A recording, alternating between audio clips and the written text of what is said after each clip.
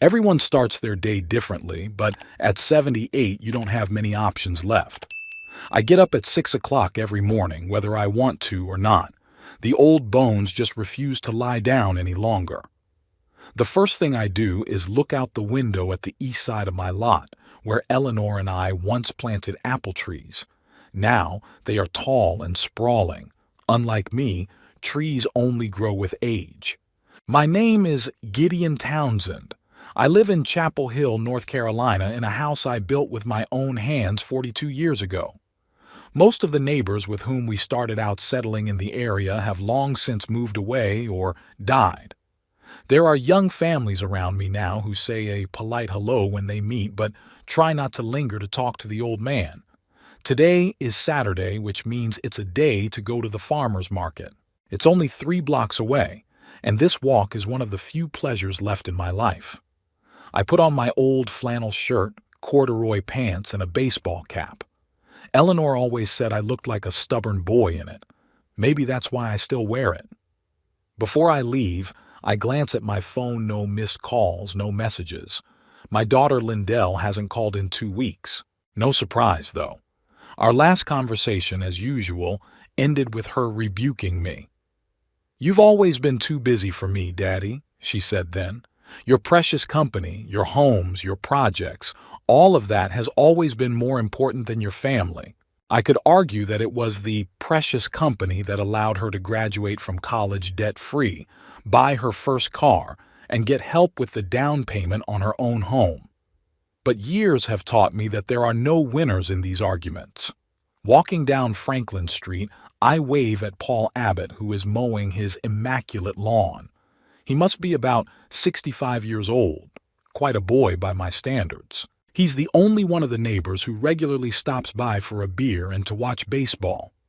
"What's up, Gideon?" he yells across the lawn. "Not dead yet," I reply with my standard joke, and we both laugh.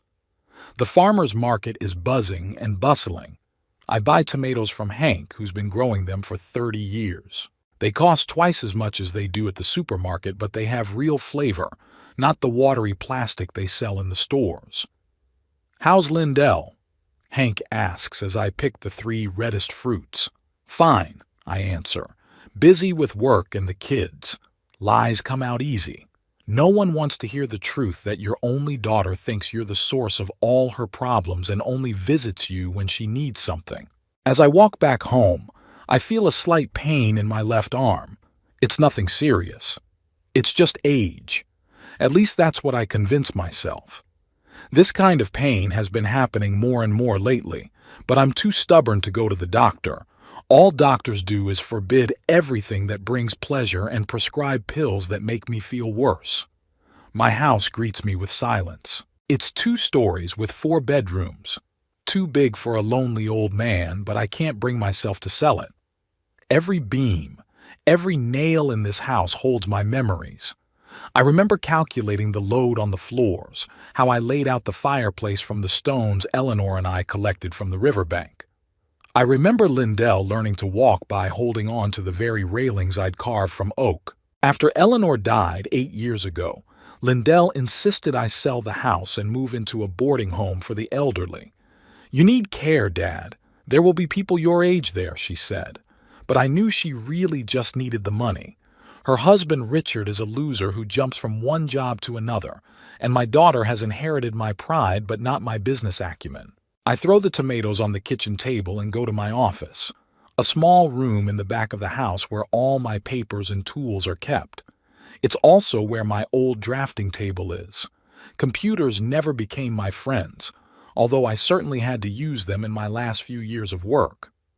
On the wall hangs a picture of me, Eleanor, and 5-year-old Lindell in front of the newly built house. We are all smiling, and I think that was my daughter's last genuine smile to me. Already in high school, she began to distance herself, and by her 20s, she had turned her childhood disappointment into a full-blown resentment toward the world, and especially toward me. I was never a perfect father. The construction business was demanding, especially in the beginning when we were barely making ends meet. I missed a few school performances, a couple parent-teacher conferences, But I always provided for the family, always made sure Lindell had everything she needed, and more. Eleanor understood me. She knew that my job was not an escape from my family, but a way to provide for her future. Lindell only saw my absence at dinner. From the closet, I pull a folder with the will and other documents. After the last fight with my daughter, I made some changes. I haven't excluded her completely. She is my blood, after all, but I have secured most of the assets from her impractical husband.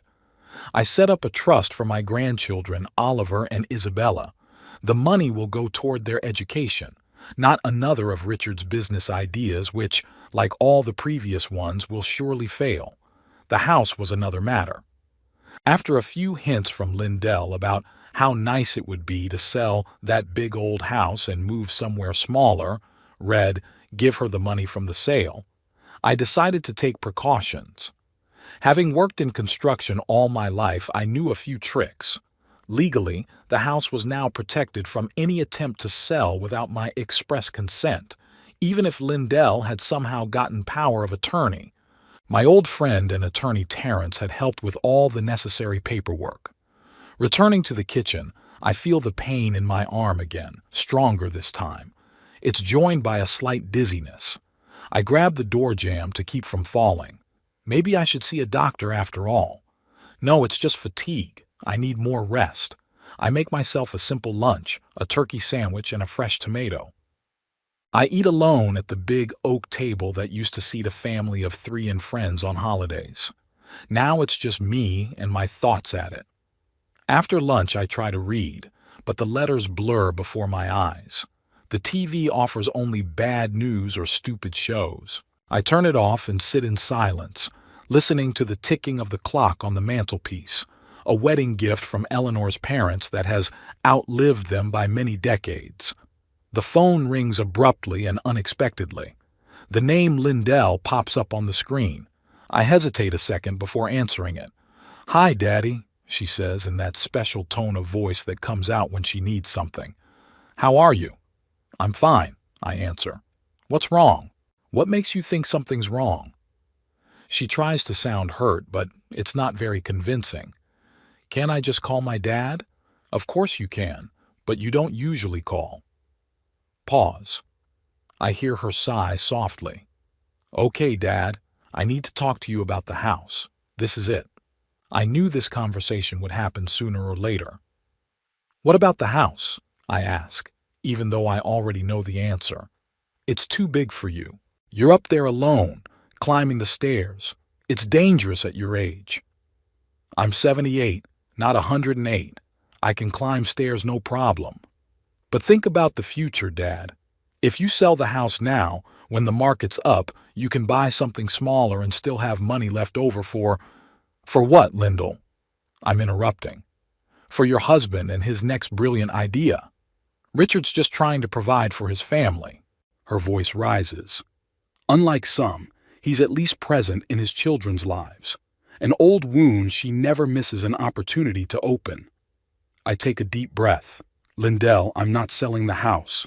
It's my house. I built it, and I will live in it until I die. End of conversation." "You are so selfish. You always have been, and you always will be," she yells into the phone. "You only think about yourself. The headache is getting worse." The room begins to spin slightly. "I have to go," I say, sensing something is wrong. "Sure, walk away from the conversation like you always do," she continues, but her voice now sounds like it's coming from far away. I try to stand up, but my legs give out. My phone falls out of my hand. The last thing I hear is Lindell yelling into the phone, "Daddy? Daddy? Are you there?" Then darkness. Lying on the floor of my living room, I can't move. Half my body isn't listening, and one thought is bouncing around in my head. If I die now, Lindell will get the house, and I know exactly what she'll do with it. The first thing I realized upon regaining consciousness was the rhythmic beeping of medical equipment. The second was the smell of disinfectant. Hospitals smell the same everywhere. I was lying in a room with pale green walls, trying to remember how I got here. A young nurse noticed that I had opened my eyes and came over to the bed. "Mr. Townsend, you're awake. How do you feel?" I tried to answer, but I couldn't speak. All I could get out of my mouth was a mumbled mumble. Panic gripped me. I couldn't speak. "Don't worry," the nurse said, adjusting the pillow under my head. "It's normal after a stroke. Speech often recovers. Dr. Rivera will be here shortly to explain everything." Stroke. The word echoed in my head. I remembered talking to Lindell on the phone, remembered the sudden weakness and dizziness, then the emptiness. "Your neighbor found you," the nurse continued, as if reading my mind. "Mr. Abbott. He came by to see why you hadn't returned his lawnmower and saw you on the floor. You're a very lucky man. If he hadn't found you so quickly, the consequences could have been much worse." Paul, my good neighbor, always said I should carry that emergency call button for the elderly. Now, I have to admit he was right. "We contacted your daughter," the nurse added. "She said she'd be here as soon as she could." I closed my eyes. Lindell. Our last conversation had been another argument about the house. I wondered if she was relieved when she found out I was dying. Maybe she's already mentally rearranging the furniture or planning how she'll spend the money from the sale. Dr. Rivera turned out to be a short woman with short dark hair and a serious look. She examined me carefully, checked my pupil response, measured my blood pressure. "Mr. Townsend, you've had an ischemic stroke," she said. "That means the blood flow to a certain part of your brain was blocked. We performed thrombolysis, a procedure that helps dissolve the clot. You're lucky you got here in time." She spoke slowly and clearly, as if I was not only paralyzed but also demented. Well, maybe I was. "The right side of your body is temporarily paralyzed and you have aphasia, a speech impediment. But with proper rehabilitation, there's a good chance of a significant recovery." I tried to nod, but even that simple movement was difficult. "You need to rest. While you're in the hospital, we'll start your rehabilitation. Then you'll need to continue it as an outpatient." The doctor left, and I was alone with my thoughts and my half-paralyzed body. Through the window, I could see a slice of blue sky and the tops of trees. Spring was in full swing. April had always been Eleanor's favorite month. "April is when the earth wakes up," she would say, enthusiastically planning what she would plant in the garden. Eleanor. 8 years have passed and I still talk to her in my mind. What would she say now? Probably would scold me for ignoring the warning signs. She'd always been more attentive to health, hers and mine. "Gideon, if I hadn't made you go for checkups, you'd have killed yourself with your job a long time ago," she often said. And she was right. After she died, I saw a doctor exactly once, when a cold lingered for 3 weeks and I started coughing up blood. It turned out to be pneumonia. Even then, I only went to the doctor because Paul threatened to call an ambulance if I didn't do it myself. Time stretches differently in the hospital. Minutes stretch into hours. Hours compress into seconds. I would doze off, wake up to noises in the hallway, fall asleep again. Nurses came in, checking vitals, giving shots. Someone brought lunch, but I couldn't eat on my own, a humiliating experience being spoon-fed like a baby. Lindell showed up toward evening. I recognized her footsteps from down the hallway, quick, determined. She always walked like she was late for an important meeting. "Daddy," she exclaimed as she entered the room. "How are you feeling?" I tried to answer, but all I got out of my throat was a hoarse mumble. Frustration and anger overwhelmed me. A helpless old man who can't even speak. "The doctor said you need time to regain your speech," Lindell said, sitting down in the chair next to the bed. "Don't worry, I'll take care of everything."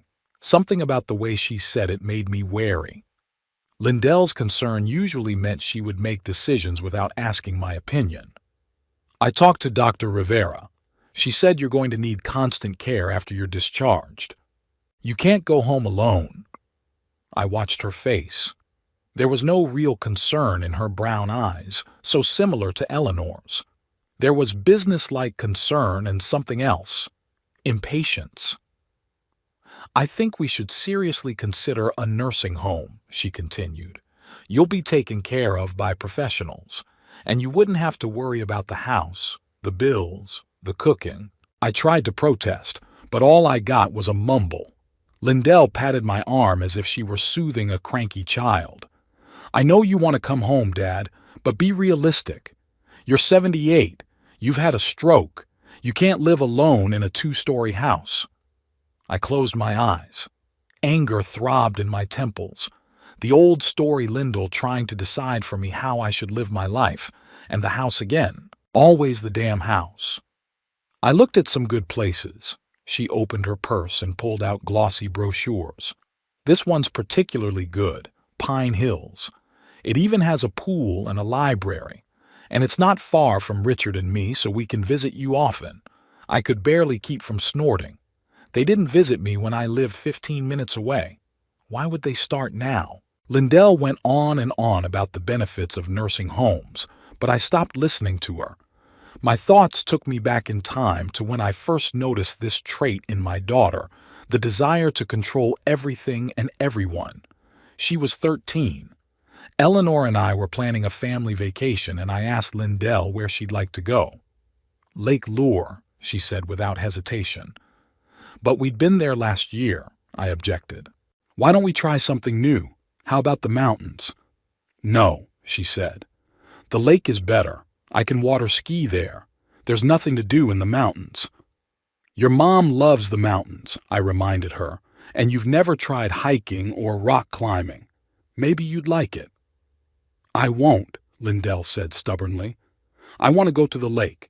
If we go to the mountains, I won't go at all. Eleanor tried to compromise, but Lindell was adamant. In the end, we went to the lake. Next year, too. It became a pattern. Lindell decided what she wanted and got her way at all costs. When she was 16, she announced she wanted a car. All my friends get cars for their 16th birthdays, she said. We can help you buy a used car if you get a summer job and save up half the cost, I suggested.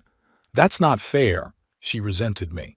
Why should I work when you have plenty of money? You're just greedy. It's not about money, Lindell, I explained. It's about responsibility. When you put your own money into the car, you'll appreciate it more. You just don't love me, she said, slamming the door to her room. In the end, Eleanor and I bought her a used Ford with no strings attached. 3 months later, Lindell crashed it trying to run a red light. Luckily, she wasn't hurt, but the car was beyond repair. Instead of learning her lesson, Lindell blamed the traffic authorities for the poor organization of the intersection. She didn't apologize or offer to somehow compensate for the loss. Instead, she started insinuating that she needed a new car. You spoiled her, Eleanor told me at the time.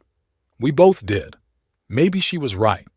I tried so hard to give Lindell everything I didn't have as a child that I didn't notice how it turned her into a selfish person. My father was a plumber. My mother worked in a laundry. We lived modestly, but they taught me the value of hard work and hard-earned money. When I turned 12, my father started taking me to work with him. By the time I was 16, I could install a sink or fix a leaky pipe on my own. It was my father who inspired me to pursue a career in construction. Gideon, he used to say, it's always better to build something with your own hands than to just get paid to sit in an office. I went to a technical college, studied engineering. I worked on construction sites to pay for my studies. I met Eleanor in my 3rd year. She was studying accounting. We got married a year after graduation. The first few years were difficult. I worked for a small construction company, but I dreamed of having my own business. Eleanor supported me, even though it meant we had to tighten our belts even tighter. When Lindell was born, I was already 32. My company was just starting to get back on its feet. I was working 12 to 14 hours a day, often including weekends. Looking back now, I realize I missed too many important moments in my daughter's life. Her first steps, her first words, her first day of school, all of which I know only through Eleanor's stories and photographs. When the business finally stabilized, it was too late. Lindell had become a teenager, withdrawn and resentful. She didn't want to spend time with me, preferring the company of friends or tucked away on her phone. I tried to make things work. I suggested joint trips, tried to take an interest in her hobbies, but all my attempts were perceived as clumsy and insincere. "You think you can just buy my love?" she said one day when I offered to pay for a summer camp in the arts she was passionate about. "Where were you when I really needed a father?" It was painful but fair. I couldn't turn back time, couldn't go back and make different choices. I could only try to be a better father now. But Lindell wasn't interested in reconciliation. She preferred the role of victim, using her unhappy childhood as an excuse for any of her mistakes and failures. "If I had a normal father, I wouldn't have gotten involved with a guy like Justin," she declared after another failed college romance.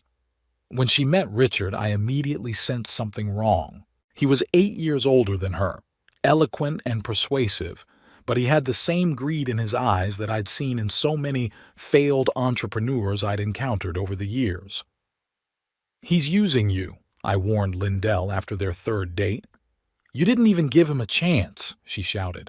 "You just don't want me to be happy." Richard quickly realized that I had figured him out and did everything he could to turn Lindell against me even more. They were married 6 months after they met. I paid for the wedding, a lavish event that they insisted on having at the country club, even though I had suggested a more modest option. As I'd suspected, Richard was a master at spending other people's money. In the first 5 years of their marriage, I had already lost count of the brilliant business ideas in which he invested my money, from importing exotic fruits to investing in some dubious cryptocurrencies. The birth of our grandchildren, Oliver and Isabella, improved our relationship a bit. Lindell allowed me to see them, although each visit was accompanied by transparent hints of financial difficulties. When Eleanor became ill with cancer, I expected it would bring my daughter and me closer together, but Lindell rarely visited her mother in the hospital, always finding excuses: work, children, colds. After Eleanor's death, the pressure from Lindell and Richard intensified. They wanted me to sell the house, the business, everything I owned, and move into a nursing home. It would be best for everyone, they said. It was then that I decided to take precautions. I knew my daughter well enough to realize she wouldn't stop. Her feelings of resentment combined with Richard's greed were a dangerous combination. I sold the company to one of my long-term partners, but instead of putting the money into a regular account, I set up several trusts and investment portfolios. Some of the money went into a trust for my grandchildren, which they would only have access to when they reached the age of 25. The other part I invested so that I could earn a steady income without touching the principal. As for the house, here I was particularly resourceful. With the help of Terrence, my attorney and friend since college, I had the house registered as a historic property through the local Architectural Preservation Fund. This meant that the house could not be sold or substantially altered without the approval of the foundation's board, which of course included Terrence himself. In addition, I installed a state-of-the-art security system with motion-activated cameras that sent footage not only to my home server, but also to a secure cloud storage system to which only Terrence and I had access. Perhaps these measures seemed paranoid, but years in the construction business have taught me to anticipate problems before they arise. And in Lindell's case, I sensed she'd stop at nothing to get what she thought was rightfully hers. "Dad, are you listening to me?" Lindell's voice brought me back to the present. I opened my eyes. She was still sitting next to me, holding the nursing home brochures. "I know you can't talk right now, but nod if you understand me," she said. I nodded weakly. "Okay, I'll come by tomorrow and we'll continue to discuss options. In the meantime, get some rest." She got up, leaned over, and gave me a quick kiss on the forehead, a gesture that seemed more like an obligation than a show of affection. Then she left the room, her heels tapping on the linoleum again. I lay staring at the ceiling. Something about her behavior bothered me more than usual. She didn't ask about my health, didn't inquire about my prognosis for recovery. The entire conversation revolved around the house and moving into a nursing home. Suddenly, it hit me. Lindell didn't just want me to sell the house, she was already planning something, and my sudden incapacitation came in handy for her plans. I tried to reach for the nurse's call button, but my right hand still wouldn't listen. With my left, I awkwardly fumbled for the button and pressed it. A minute later, a nurse appeared. "What's wrong, Mr. Townsend? Are you in pain?" I shook my head and tried to say something. Nothing came out. "Do you need paper and pen?" she guessed. I nodded. She brought a notebook and a pen. With my left hand, clumsily, I scribbled, "Call Terrence Holt," and added a phone number. "Is this a relative of yours?" the nurse asked. I shook my head and wrote, "Lawyer." "Okay, I'll call him tomorrow morning," she said. I shook my head vigorously and wrote, "Now, urgent." The nurse looked puzzled but nodded. "Okay, I'll call now. But it's getting late, Mr. Townsend. I may have to leave a message." I nodded, feeling somewhat relieved. Maybe I'm being paranoid. Perhaps Lindell really is just concerned for my well-being. But my instinct, which had rarely failed me in all these years, was screaming danger, so I learned to trust my instinct. The third day in the hospital brought marked improvement. In the morning I found I could move the fingers of my right hand. Not much, but it was progress. Speech, too, was gradually returning. Words came out garbled, slow, but I could say simple phrases. "Vos está novo ing is going well," I said with difficulty to the speech therapist, a young woman named Samantha who came twice a day for sessions. "That's great, Mr. Townsend," she smiled broadly. "You are progressing faster than many of my patients. Keep it up, and soon you'll be able to speak almost normally." Terrence arrived around noon, tall, lean, with silver hair and a straight back. He always looked like a man who could be trusted with the toughest cases. That's why he was such a successful lawyer. "Gideon, you old fox," he said, sitting down beside the bed. "What have you done this time?" "In-stroke," I squeezed out, trying to smile. "Yeah," the nurse said. "You scared me." His eyes behind his stylish, thin-rimmed glasses scrutinized my face. "She also said you insisted on calling me urgently. What happened?" "Lindell," I said. "Home." Terrence frowned. "You think she's up to something with your house?" I nodded. "She's been here. She was talking about the house of the elderly." Terrence pulled a notebook and a pen out of his briefcase. "Here, this will make it easier." I took the pen with my left hand and clumsily wrote, "Check the house. Cameras."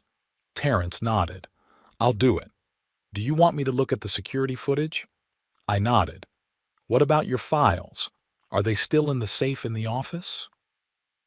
I nodded again and added, "The key is in the book, Moby Dick." Terrence grinned. "Classic place for a key. Don't worry, I'll check everything. If Lindell's up to something, we'll be ready." He stayed a little longer, talking about nothing. His new car, his grandson going off to college, how his wife had finally retired and was now pestering him about traveling. When he left, I was somewhat relieved. Terrence was not just my lawyer, but one of my few true friends. I knew he would take care of everything. After lunch, the physical therapist came in, an energetic, middle-aged woman who had me do a series of exercises to regain mobility. By evening, I was exhausted and dozed off right after dinner. I awoke to the ringing of my cell phone, which the nurse had left on the nightstand next to my bed. The name Lindell popped up on the screen. I took a deep breath and pressed the answer button. "Daddy, is that you?" My daughter's voice sounded unusually excited. "Yes," I answered, trying to speak as clearly as possible. "Oh, you can talk already. That's wonderful." There was no sincere joy in her voice, only nervousness. "Daddy, I have amazing news. You're not going to believe this." I waited without interrupting her. "I'm getting married," she blurted out. "You're already married," I said slowly, feeling my bewilderment growing. No, I mean, yes, but Richard and I have decided to renew our vows, to have a second wedding, you know?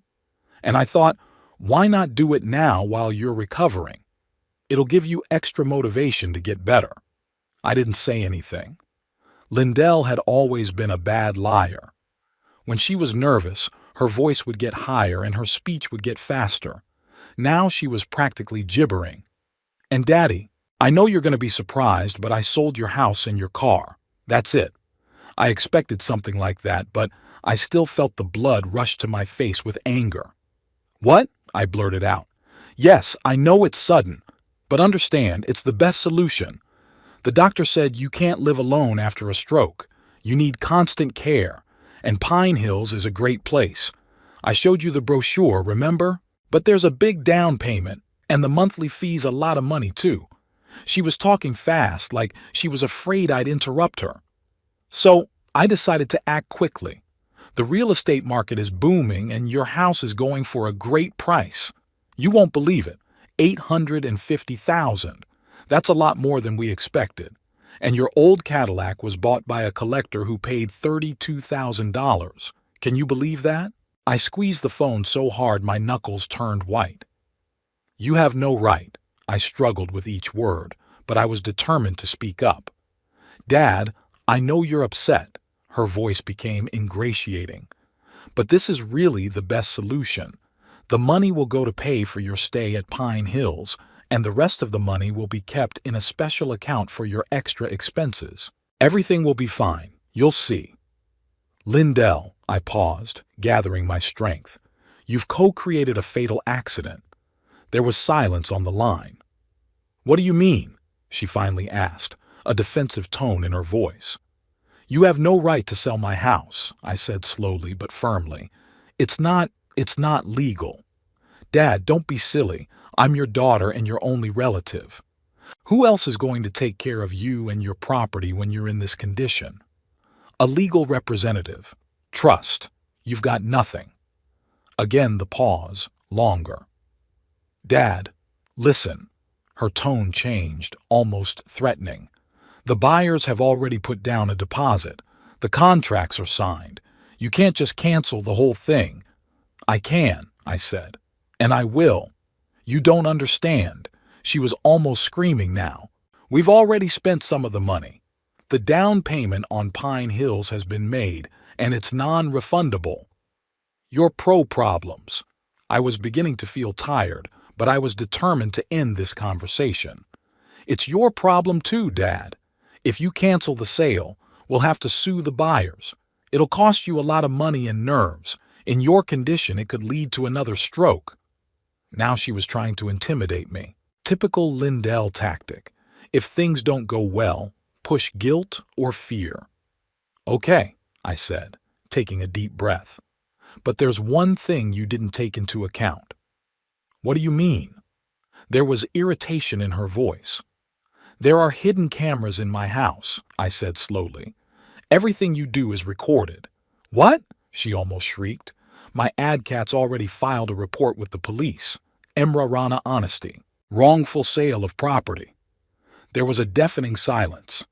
I could almost see Lindell frantically pondering his situation, trying to find a way out.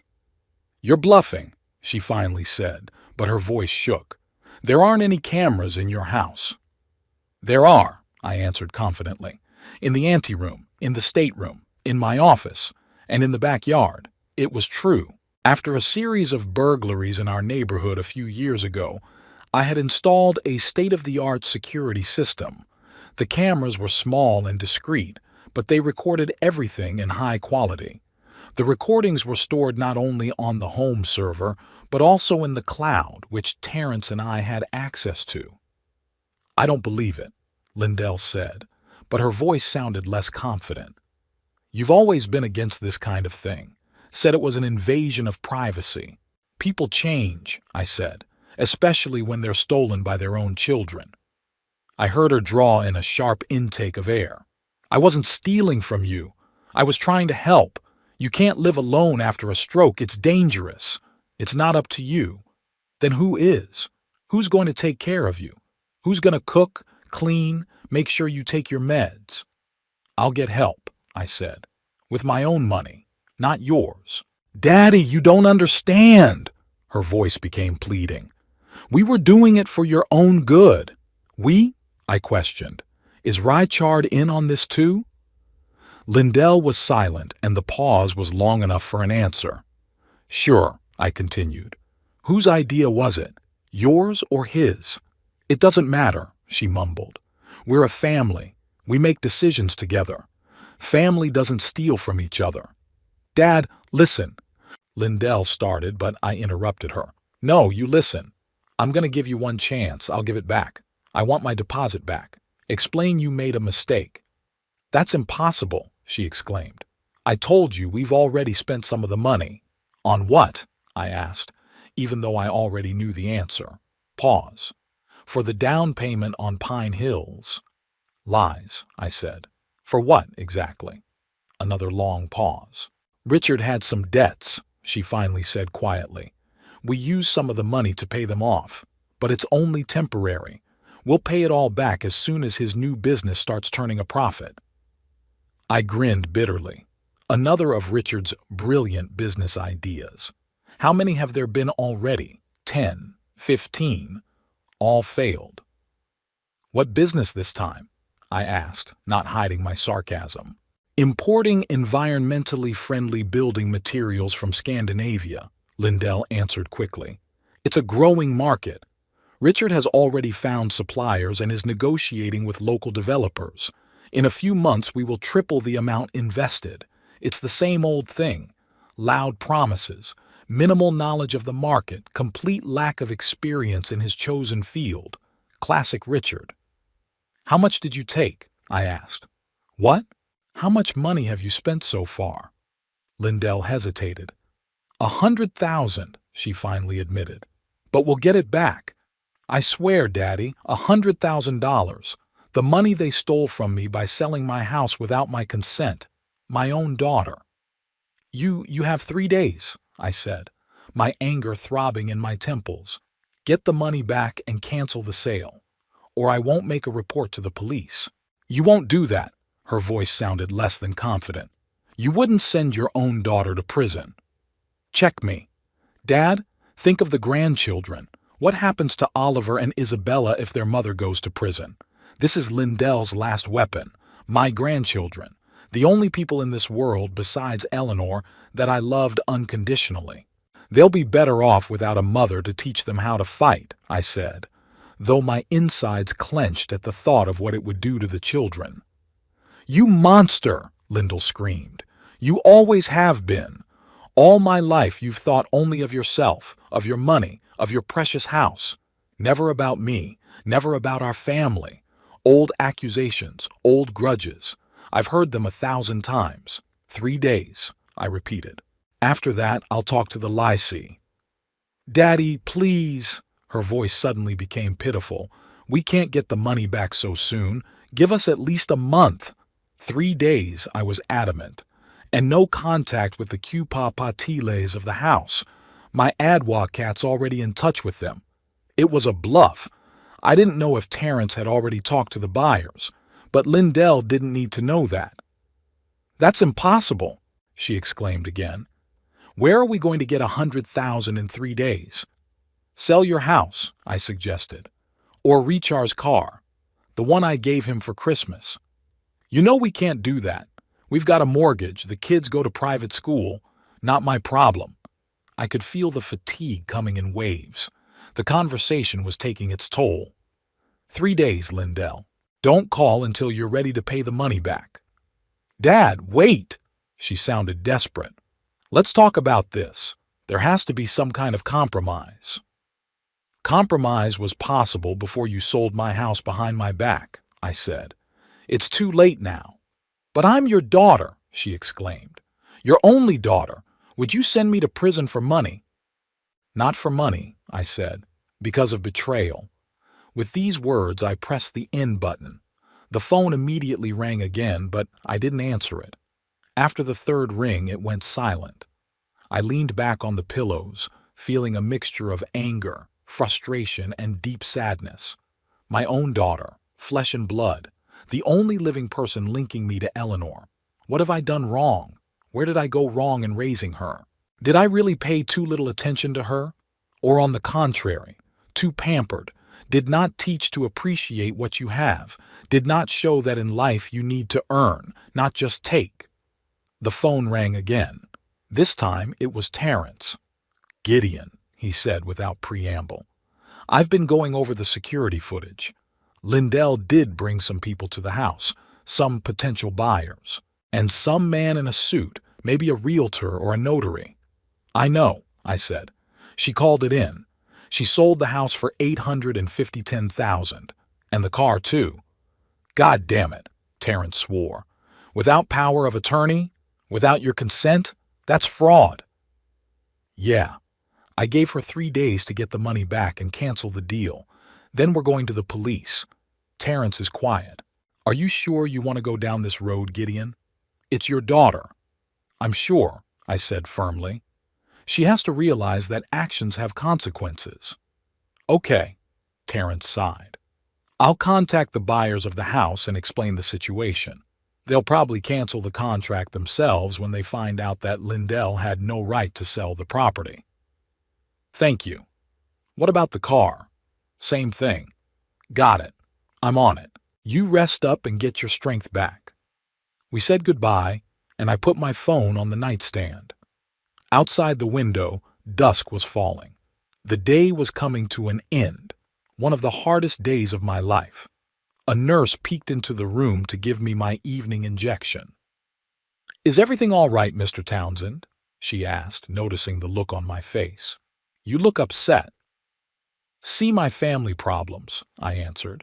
She nodded understandingly. "The hardest. But you're recovering very well. Dr. Rivera says that if you keep this up, you should be discharged in a week." I nodded, wondering what was waiting for me at home. Or rather, was home waiting for me? Would Lindell keep his word and cancel the sale? Or would she decide she was bluffing as much as I was? Who would have thought that at 78 I would have to fight my own daughter for the right to live in a house I built myself? Life is full of irony. I closed my eyes, feeling the medication administered by the nurse begin to take effect, plunging me into a sleepy stupor. My last thought before falling asleep was of Eleanor. What would she say when she saw what our daughter had become? And what would she advise me to do? I didn't know the answer, but I was sure of one thing. I wouldn't let Lindell take away the last thing that connected me to the past, to the life we'd built with Eleanor, even if I had to send my own daughter to prison to do it. The next morning brought clarity to both my head and the weather. Sunlight streamed through the hospital room window, forming a golden rectangle on the floor. My speech continued to improve. Words still came out slower than usual, but without the painful pauses between syllables. My right hand was doing better too, though my fingers were still clumsy.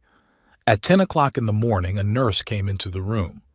"Mr. Townsend, you have visitors. 2 men, one of whom identified himself as your lawyer." "Send them in," I answered, rising up on the pillows. Terrence was the first to enter, impeccably dressed as always, carrying a dark leather briefcase. He was followed by a stranger, a stout man in his 40s in a dark blue suit. His wary gaze and straight posture made him look like a policeman, even without his uniform. "Gideon," Terrence shook my left hand. "This is Detective Harris from the Fraud Squad."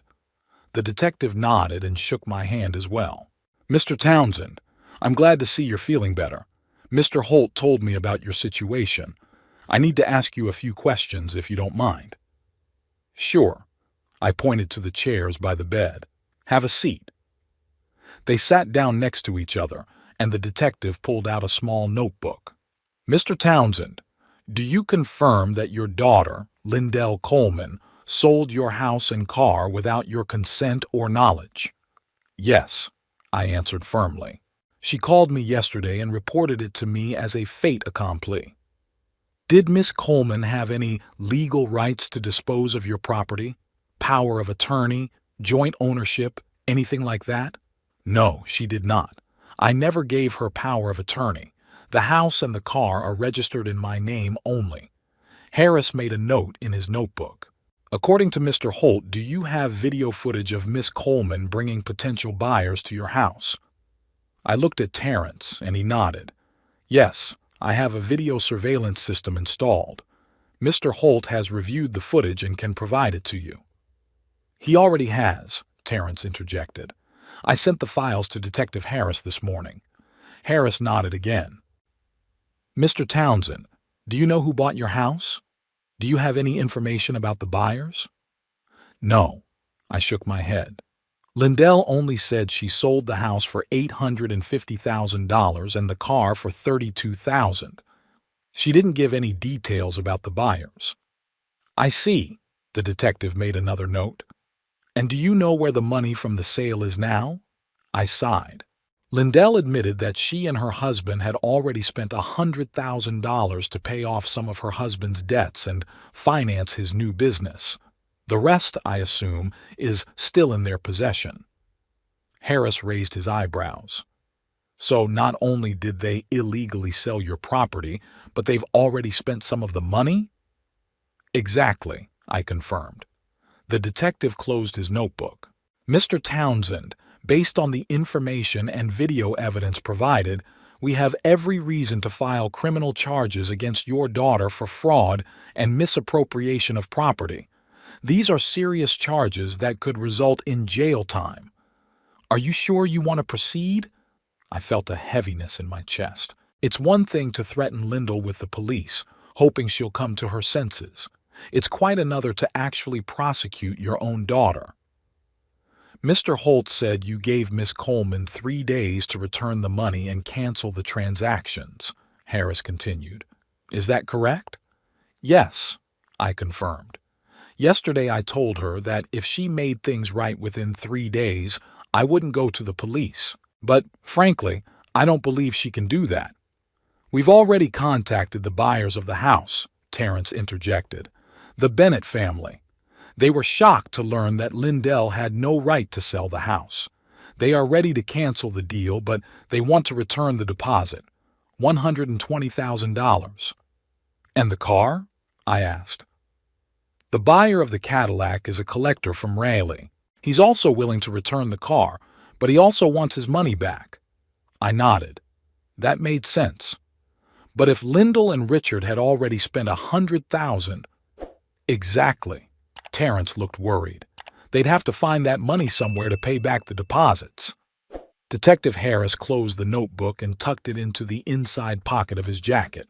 Mr. Townsend, I realize this is a delicate situation, given that we're talking about your daughter. So what I propose is this. We'll prepare everything to press charges, but we'll wait 3 days, as you and your daughter agreed. If by then she's returned the money and canceled the deals, you can decide not to press charges. If not, we'll proceed. Thank you. I was grateful for that approach. But I want you to know I'm serious about my intentions. If Lindell doesn't make things right, I'm prepared to go all the way.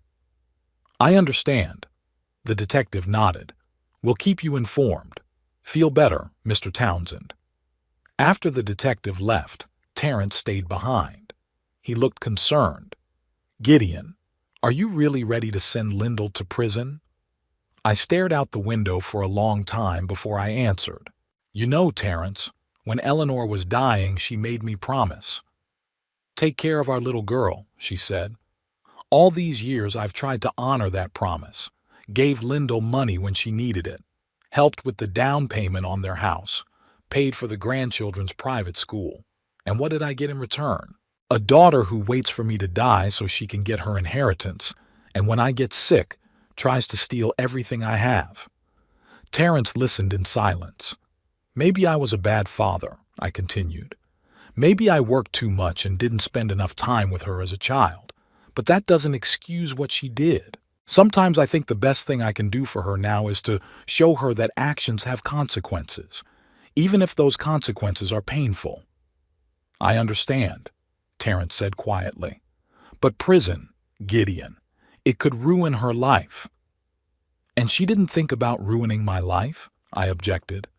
The house I built with my own hands, the memories of life with Eleanor, everything I had left. She was ready to take that away from me, and she didn't even think twice about it.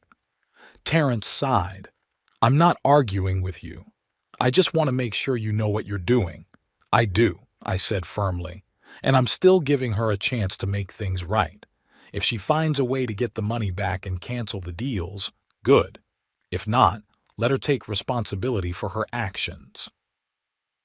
Toward evening, Paul, my neighbor, visited me. He brought a fruit basket and told me that he'd seen things being taken out of my house, including an antique clock from the mantelpiece, a wedding gift from Eleanor's parents. I immediately called Terrence, who promised to check local pawn stores and antique stores. Later, Lindell called, her voice sounding panicked. Daddy, the police came to see us. They were asking questions about the house, about the sale. What's going on? I warned you, I replied calmly. If you don't cancel the deal and return the money, I'll go to the police. But they're already here, she exclaimed. They said they could press fraud charges against me. That's a felony, Daddy. Yes, fraud is a felony, I agreed. And that's exactly what you committed. She started threatening, begging, accusing me of callousness, reminding me of my grandchildren. But I was adamant. You have 2 days to return the money and cancel the deals. Otherwise, there will be consequences. Richard called next, trying to find a compromise. He even offered to sell their house to give the money back to the buyers. But when I mentioned the items taken out of the house, especially the watch, he seemed genuinely surprised. I didn't know about that, he mumbled. Lindell said she was only going to take some pictures and personal items that belonged to her. The next morning, Terrence came in with news. He'd found my watch in an antique store. Lindell had sold it for $8,000. What's more, she'd withdrawn $200,000 from the joint account. Gideon, I don't want to alarm you, but there is a possibility that Lindell is planning to escape, Terrence said. That same day, Detective Harris said they launched a formal investigation. Lindell was fingerprinted, and photographs were taken for the police file. She was released on her own recognizance, but if she did not return the money and cancel the transactions within a specified time, she would be charged with fraud, theft, and misappropriation of property. That evening, Lindell arrived at the hospital, pale, with eyes reddened with tears. Daddy, you can't do this to me, she said, sitting down next to the bed. It would ruin my life. Think of the children. You should have thought of the children before you committed the crime, I replied. I didn't mean to hurt you, her voice shook. I don't know what came over me. Richard said this was a great opportunity, that we could finally get out of debt, that you couldn't live on your own after your stroke anyway. And you decided the best way out was to sell my house behind my back? I shook my head. Lindell, you could have just talked to me, asked for help. I would have listened. You never listen, she exclaimed. You always do things your own way, like you're doing now? I grinned bitterly. We looked at each other for a long time, two stubborn people, two Townsends, unable to give in. What do you want from me? She asked at last. I want you to return all the money, cancel the deals, and return all the things you took from the house, I answered, including the watch you sold. I can't, she whispered. The money. Most of it has already been spent or transferred to Richard's investments. And the watch. The store had already sold it to some collector. I closed my eyes, feeling everything inside clench with pain. The watch that meant so much to Eleanor and me was now in some stranger's possession. Then I can't help you, I said. Actions have consequences, Lindell. They always have. Are you really going to let your daughter be sent to prison? Her voice was barely audible. No, I answered, looking her straight in the eye. I'm not going to let you go to prison. You're sending yourself there by your actions and your refusal to undo what you've done. Lindell stood up, tears streaming down her cheeks. You never really loved me, she said. You always cared more about money, work, home, everything but me, Everything but me. That's not true, I said quietly. I loved you more than anything in the world. I still do. That's why I can't let you ruin my life thinking that you can steal and cheat with impunity. Goodbye, Daddy, she said, and walked out of the room without looking back. I knew I would probably never see her again, at least not on the outside. The thought tore at my heart, but I was determined to see it through. Sometimes love means allowing a person to face the consequences of their actions, even if those consequences are painful, especially if those consequences are painful. Friday, the day of my discharge from the hospital, came clear and warm. Dr. Rivera gave me one last checkup, nodding in satisfaction as I effortlessly raised my right arm and coherently answered all of her questions. Mr. Townsend, your recovery is progressing at an impressive pace, she said, making notes on my chart. However, there is still a lot of work to be done. You need to continue with speech therapy twice a week and physical therapy 3 times a week. And, as we discussed, you should not be alone anytime soon. I've hired a nurse, I replied. She'll come during the day, and my roommate Paul will stay with me at night, at least at first. Dr. Rivera nodded. Good. I'll write all the necessary prescriptions and referrals. I'll see you in 2 weeks for a checkup. Paul came to pick me up around noon. His old Ford stopped at the hospital entrance and he helped me into the passenger seat, putting my wheelchair in the trunk. The doctors insisted I use it for the first time, even though I could already walk short distances on my own. How does it feel to be back in the world of the living? Paul asked, pulling out of the hospital parking lot. It's weird, I admitted. It felt like months, not days. We drove through the familiar streets of Chapel Hill, past the university campus with its old buildings, past the coffee shops filled with students, past the park where Eleanor and I often walked on weekends. The town lived its normal life, unaware of the drama playing out in my family. Had you heard from Terrence? I asked, looking out the window. Paul hesitated to answer. Yes. He called this morning. He wanted to come to the hospital, but I told him I was on my way to pick you up. He'll be waiting for us at your house. There was something in his voice that made me uneasy. Is something wrong? I'd rather let Terrence tell me, Paul said evasively, and I decided not to insist. When we got to my house, Terrence's car was at the gate and a police car was parked next to it. My heart clenched. Something had obviously happened. Terrence and Detective Harris were waiting on the porch. Both had serious looks on their faces. Gideon, Terrence helped me out of the car and into the wheelchair. It's good to see you home. What happened? I didn't waste time with pleasantries. Terrence and the detective looked at each other. Let's go inside, Harris suggested.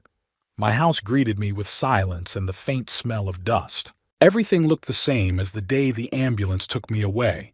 The same clutter on the coffee table, the same book, open in the middle, lying on the arm of the chair. Only there was no clock on the mantelpiece. Its absence was painfully jarring. We settled down in the living room. Paul made coffee for everyone, and I waited impatiently for an explanation. Gideon, Terrence finally began, we have a problem. Lindell's disappeared. What do you mean, disappeared? I felt a chill run down my spine. She didn't show up for her scheduled meeting at the police station yesterday, Detective Harris explained. We sent a patrol to her house, but no one was there. Neighbors said they saw her and her husband loading suitcases into the car 2 days ago. Said they were going to a relative's house for the weekend. Are the kids with them?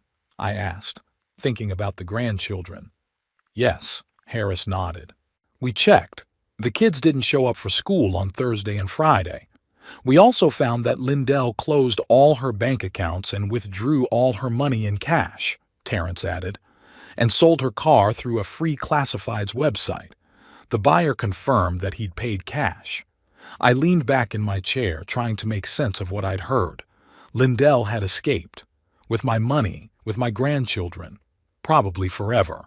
We put out an APB on her, Detective Harris said. But if they've crossed state lines, or worse, country lines, they'll be harder to find. You think they might have left the country? I felt panic rising inside. It's possible, Harris admitted. We don't have records of airline tickets purchased in their names, but they could have used private carriers or crossed the border into Mexico by car. I closed my eyes, feeling a mixture of anger and deep sadness. Part of me wanted to scream with rage. The other part, the part that was still a father, was worried about Lindell and the grandchildren. What now? I asked, opening my eyes. We'll keep looking, Harris assured me. But I have to be honest, if they're well prepared to flee, finding them may be difficult. What about my house, my car? I remembered the immediate problem. The good news is that the deal on the house wasn't finalized, Terrence said. The buyers, the Bennett family, had agreed to drop their claim when they learned of the situation. They lost the deposit, but they realize it's not your fault. I want to meet with them, I said firmly. I want their money back. But Gideon, it's not your responsibility, Terrence objected. Lindell was supposed to return the deposit. I know she did, but she ran off with my money. The least I can do is compensate the innocent people affected by her actions. Terrence nodded, realizing it was useless to argue. Good. I'll make an appointment. And the Cadillac? I asked. That's a little more complicated, Terrence admitted. The buyer had already resold it to another collector in California. We could sue, but that would take time. I sighed. The car was dear to me, but that seemed like the least of my problems at the moment. Okay, we'll deal with that later. What about the stuff she took from the house? We were able to get the watch back, Terrence said, and his face broke into its first smile of the day. The antique store had agreed to buy it back from the collector he'd sold it to. I felt the tension release a little. Thank you, Terrence. That means a lot to me. After Detective Harris left, Terrence stayed behind to discuss next steps. We decided that he would begin the process of legally revoking all powers of attorney and documents that could give Lindell any rights to my estate in the future. And I think you should change your will, Terrence suggested, considering the circumstances. I nodded slowly. The thought of cutting Lindell out of the inheritance entirely was painful, but inevitable. Yes, you're right. But I want to leave something for my grandchildren. They're not to blame for their mother's actions. We could set up a trust fund for them, Terrence suggested, with the stipulation that they can only access the funds when they reach a certain age, and appoint an independent trustee unrelated to Lindell. Let's do that, I agreed. Paul, who had been sitting quietly in the corner the whole time, finally spoke. Gideon, I realize this isn't the best time, but I have to say something. You are not alone. You have friends who care about you. Me, Terrence, a lot of others. We're going to help you through this. I looked at the two men, my lawyer and my neighbor, who had become closer than my own daughter. The bitterness of loss mingled with a warm sense of gratitude. Thank you both. I don't know what I would have done without you. The next days were filled with medical procedures, visits to the speech and physical therapist, and conversations with lawyers and the police. My physical condition improved faster than the doctors had predicted, but my emotional wounds were slower to heal. Every evening I sat in my chair, looking at the clock back on the mantelpiece, and thought about Lindell, about my grandchildren, about where they were now and whether I would ever see them again. The third day after I returned home, Terrence brought the Bennett family, a young couple with 2 young daughters. They looked a little tense entering my house, but I tried to create a relaxed atmosphere. Mr. and Mrs. Bennett, I'm very sorry about what happened, I said as we settled into the living room. My daughter acted without my knowledge or consent. We understand, Mr. Townsend, replied James Bennett, a young man of about 35 with an open face. Detective Harris explained the situation to us. We're very sorry you're in this position.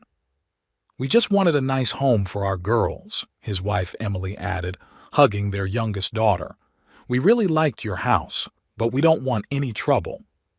I looked at their children, A blonde-haired girl about 8 years old and a baby girl no older than 4. They reminded me of my grandchildren, and my heart clenched with pain. "I want to pay you back the deposit," I said, pulling out the checkbook I'd prepared in advance. $120,000. You don't have to suffer because of my daughter's actions." James looked surprised. "Mr. Townsend, you don't have to do this. Legally, it's your daughter's responsibility." "I know," I nodded, "but it's the right thing to do. And I'll feel better if I make up for what she's done." I wrote a check and handed it to James. He took it with obvious hesitation. "I don't know what to say, Mr. Townsend. That's very noble of you." "Tell me, are you still looking for a house?" I asked, suddenly struck with an idea. "Yes," Emily answered. "But there aren't many on the market in our price range right now." I exchanged glances with Terrence, and he nodded faintly, understanding my train of thought. "What if—" I paused, thinking about what I was saying.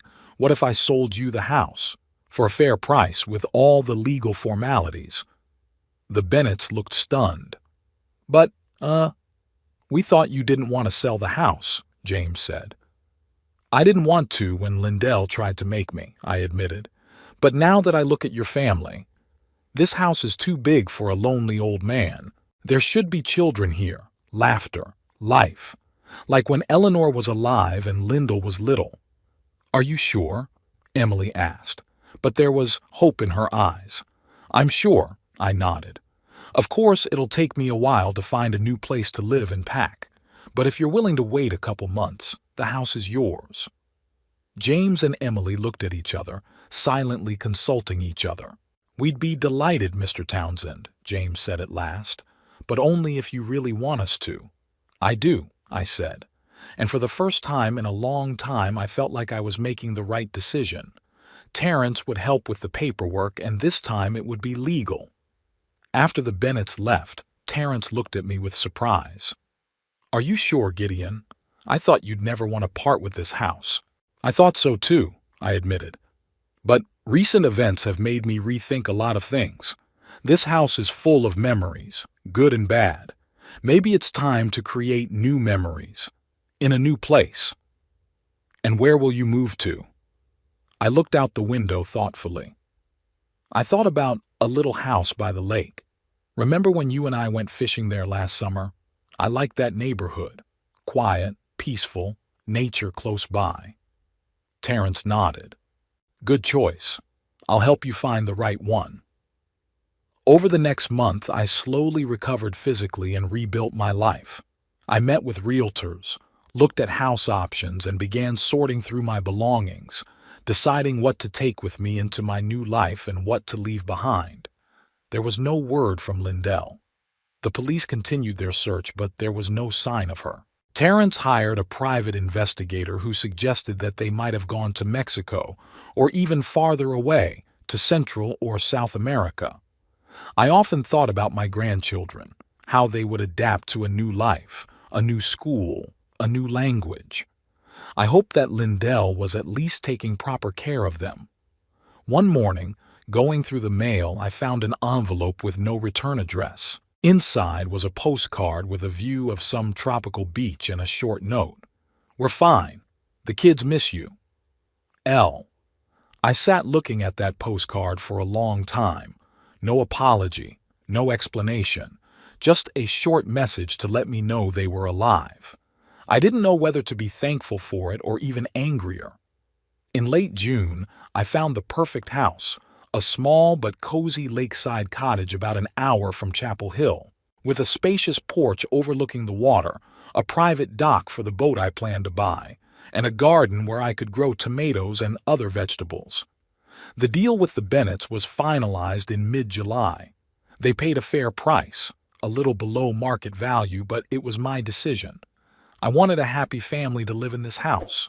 On moving day, as the last boxes were loaded into the truck, I took one last walk through the empty rooms. So many memories, so much life within these walls. Lyndall's birth, her first steps, school holidays, quiet evenings with Eleanor by the fireplace, the last days of my wife's life. In each room, I stopped and said goodbye. To the past, to the pain, to the disappointments. I didn't want to carry that weight into a new life. The last stop was the study. Here, in a small safe behind a bookshelf, was where my new will was kept. Terence had insisted on keeping a copy in the house, in case Lindell ever came back. The will was simple. The lake house and any money left over would go into a trust fund for the grandchildren. Oliver and Isabella would have access to the funds at age 25, old enough that Lyndall and Richard couldn't get their hands on the money. Terence was appointed trustee of the trust, followed by his son, also a lawyer. Lyndall received nothing. It was cruel but fair. She'd already taken what was hers, stealing the money from the sale of the house and car, taking watches and other valuables. I didn't owe her anything more. I closed the safe and took one last look around the office, then resolutely walked out of the house without looking back. Paul was waiting for me in the driveway, ready to drive me to my new home. "Is everything okay?" he asked, seeing the look on my face. "Yeah," I answered, wondering how true that was. "Everything's fine." We drove down the familiar streets of Chapel Hill, past the farmer's market where I'd bought tomatoes, past the park where I'd walked with Eleanor, past the school where Lindell had once attended. The town remained the same, but I was leaving a different person. The drive to the lake took a little over an hour. When we pulled up to my new home, the sun was already beginning to sink, coloring the water golden. The house was small, but bright and cozy. Large windows overlooked the lake, letting in plenty of light. A veranda wrapped around the house on 3 sides, offering beautiful views at any time of day. The furniture I had chosen was simple and functional. Nothing extra, nothing that reminded me of the past. Terence arrived a little later, helping with the final details of the move. When the movers were gone and we were finally alone, he pulled a bottle of good whiskey and 3 glasses out of his briefcase. "To new beginnings," he said, pouring the golden liquid. "To new beginnings," Paul and I echoed, raising our glasses. We sat on the veranda, watching the sunset over the lake, and I felt strangely peaceful. Yes, I had lost my daughter. Yes, I may never see my grandchildren again. Yes, the last few months have been the hardest of my life, but I had survived. I moved on, and for the first time in a long time, I felt not only the bitterness of loss, but hope. "You know," I said, looking out at the darkening water, "Eleanor always said that life doesn't end until you decide it's over." "A wise woman was your Eleanor," Terence nodded. "Yes," I smiled at the memory.